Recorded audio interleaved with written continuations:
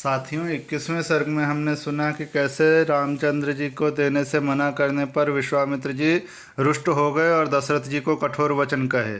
फिर वशिष्ठ जी ने महाराज दशरथ को समझाया। अब 22वें सर्ग में हम सुनेंगे कि कैसे महाराज दशरथ ने रामचंद्र जी और श्री लक्ष्मण जी को विश्वामित्र जी के साथ विदा किया और विश्वामित्र जी ने श्री रामचंद्र जी को और लक्ष्मण जी को बला अतिबला नाम की विद्या दी। साथियों, इसमें संतों का एक बहुत अच्छा भाव है। संतों का कहना है कि भगवान के साथ हमें कोई ना कोई संबंध जोड़ देना चाहिए। पिता पुत्र का, माता पिता का, या फिर सखा का, या फिर भाई का, या फिर गुरु का, कोई भी संबंध जोड़ लेना चाहिए। तो विश्वामित्र जी ने सोचा कि मैं कौन सा संबंध जोड़ूं, तो उन्होंने सोचा कि मैं इन्हें कोई से विद्या देकर मैं इनका गुरु बन जाऊं। भला श्री रामचंद्र जी को भी किसी विद्या की ज़रूरत है, लेकिन फिर भी उन्होंने वशिष्ठ जी का, विश्वामित्र जी का मान रखने के लिए उनसे विद्या ग्रहण की। बस, तो यही इसी भाव के साथ चलिए 22वें सर्ग की कथा सुनते हैं। श्री सीतारामचंद्राभ्याम नमः। श्रीमद् वाल्मीकि रामायणम बालकांडम द्वाविंशः सर्गः।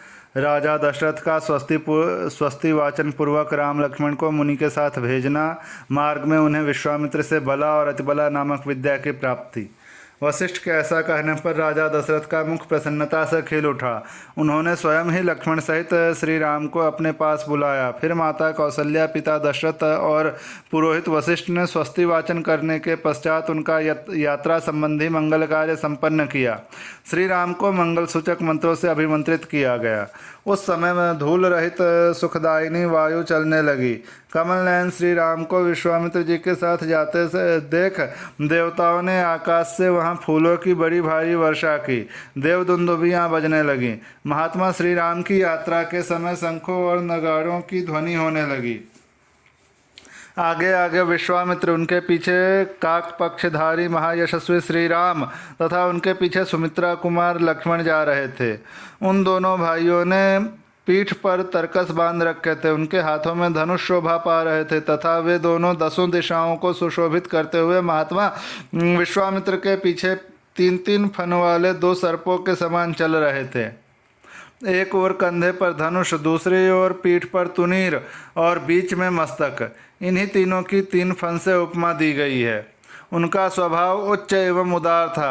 अपनी अनुपम कांति से प्रकाशित होने वाले वे दोनों अनिंद्य सुंदर राजकुमार सब ओर शोभा का प्रसार करते हुए विश्वामित्र जी के पीछे उसी तरह जा रहे थे जैसे ब्रह्मा जी के पीछे दोनों अश्विनी कुमार चलते हैं। वे दोनों भाई कुमार से श्री राम और लक्ष्मण वस्त्र और आभूषणों से अच्छी तरह अलंकृत थे। उनके हाथों में धनुष थे। उन्होंने अपने हाथों की अंगुलियों में गोहटी के चमड़े के बने हुए दस्ताने पहन रखे थे। उनके कटी प्रदेश में तलवारें लटक रही थी। उनके श्रीअंग बड़े मनोहर थे। वे महातेजस्वी श्रेष्ठ वीर अद्भुत कांति से उद्भासित हो सब ओर अपनी शोभा फैलाते हुए कुशिक पुत्र विश्वामित्र का अनुसरण कर रहे थे। उस समय वे दोनों वीर अचिंत शक्तिशाली स्थाणुदेव महादेव के पीछे चलने वाले 2 अग्निकुमार स्कंद और विशाख की भांति शोभा पाते थे। अयोध्या से 1.5 योजन दूर जाकर सरयू के दक्षिण तट पर विश्वामित्र ने मधुर वाणी में राम को संबोधित किया और कहा, वत्स राम, अब सरयू के जल से आचमन करो। इस आवश्यक कार्य में विलंब न हो। बला और अतिबला नाम से प्रसिद्ध इन मंत्रों के समुदाय को ग्रहण करो। इसके प्रभाव से तुम्हें कभी श्रम थकावट का अनुभव नहीं होगा। ज्वर, रोग या चिंता जनित कष्ट नहीं होगा। तुम्हारे रूप में किसी प्रकार का विकार या उलटफेर नहीं होने पाएगा। सोते समय अथवा असावधानी की इस अवस्था में भी राक्षस तुम्हारे ऊपर आक्रमण नहीं कर सकेंगे। इस भूतल पर बाहुबल में तुम्हारी समानता करने वाला कोई न होगा। तात रघुनंदन राम, बला और अतिबला का अभ्यास करने से तीनों लोकों में तुम्हारे समान कोई नहीं रह जाएगा। अनघ, सौभाग्य, चातुर्य, ज्ञान और बुद्धि संबंधी निश्चय में तथा किसी के प्रश्न का उत्तर देने में भी कोई तुम्हारी तुलना नहीं कर सकेगा। इन दोनों विद्याओं के प्राप्त हो जाने पर कोई तुम्हारी समानता नहीं कर सकेगा, क्योंकि ये बला और अतिबला नामक विद्याएं सब प्रकार के ज्ञान की जननी है। नरश्रेष्ठ श्री राम तात रघुनंदन, बला और अतिबला का अभ्यास कर लेने पर तुम्हें भूख प्यास का भी कष्ट नहीं होगा। अतः रघुकुल को आनंदित करने वाले राम, तुम संपूर्ण जगत की रक्षा के लिए इन दोनों विद्याओं को ग्रहण करो। इन दोनों विद्याओं के अध्ययन कर लेने पर इस भूतल पर तुम्हारे यश का विस्तार होगा। ये दोनों विद्याएं ब्रह्मा जी के तेजस्विनी पुत्रियां हैं। काकुत्स नंदन, मैंने इन दोनों को तुम्हें देने का विचार किया है। राजकुमार, तुम ही इनके योग्य पात्र हो। यद्यपि तुम में इस विद्या को प्राप्त करने के योग्य बहुत से गुण हैं, अथवा सभी उत्तम गुण विद्यमान हैं, इसमें संशय नहीं है, तथापि मैंने तपोबल से इसका अर्जन किया है। अतः मेरी तपस्या से परिपूर्ण होकर ये तुम्हारे लिए बहुरूपिणी होंगी, अनेक प्रकार के फल प्रदान करेंगी। तब श्री राम आचमन करके पवित्र हो गए। उनका मुख प्रसन्नता से खिल उठा।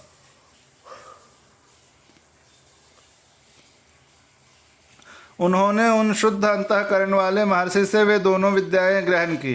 विद्या से संपन्न होने पर भयंकर पराक्रमी श्री राम सहस्रों किरणों से युक्त शरतकालीन भगवान सूर्य के समान शोभा पाने लगे। तत्पश्चात श्री राम ने विश्वामित्र जी की सारी गुरुजनोचित सेवाएं करके हर्ष का अनुभव किया। फिर वे तीनों वहीं सरयू तट पर रात में सुखपूर्वक रहे। राजा दशरथ के वे दोनों श्रेष्ठ राजकुमार उस समय वहां तृण की शैया पर, जो उनके योग्य नहीं थी, सोए थे। महर्षि विश्वामित्र अपनी वाणी द्वारा उन दोनों के प्रति लाड़ प्यार प्रकट कर रहे थे। इससे उन्हें वह रात बड़ी सुखमयी सी प्रतीत होती थी। इस प्रकार श्री वाल्मीकि निर्मित आर्ष रामायण आदि काव्य के बालकांड में 22वां सर्ग पूरा हुआ।